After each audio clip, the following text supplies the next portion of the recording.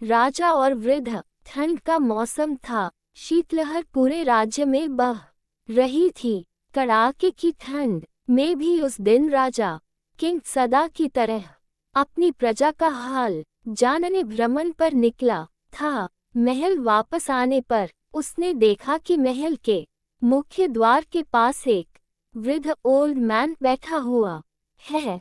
पतली धोती और कुर्ता पहने वह वृद्ध ठंड से कांप रहा था। कड़ाके की ठंड में उस वृद्ध को बिना गर्म कपड़ों के देख राजा चकित रह गया। उसके पास जाकर राजा ने पूछा, क्या तुम्हें ठंड नहीं लग रही है, पर क्या करूं? मेरे पास गर्म कपड़े नहीं है।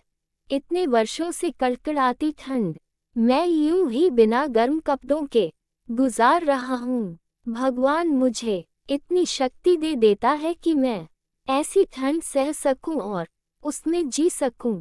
वृद्ध ने उत्तर दिया। राजा को वृद्ध पर दया आ गई। उसने उससे कहा, तुम यहीं रुको, मैं अंदर जाकर तुम्हारे लिए गर्म कपड़े भिजवाता हूँ। वृद्ध प्रसन्न हो गया। उसने राजा को कोटि कोटि धन्यवाद दिया। वृद्ध को आश्वासन देकर राजा महल के भीतर चला गया। किंतु महल के भीतर जाकर वह अन्य कार्यों में व्यस्त हो गया और वृद्ध के लिए गर्म कपड़े भिजवाना भूल गया। अगली सुबह एक सिपाही ने आकर राजा को सूचना दी कि महल के बाहर एक वृद्ध मृत पड़ा है। उसके मृत शरीर के पास जमीन पर एक संदेश लिखा हुआ है, जो वृद्ध ने अपनी मृत्यु के पूर्व लिखा था।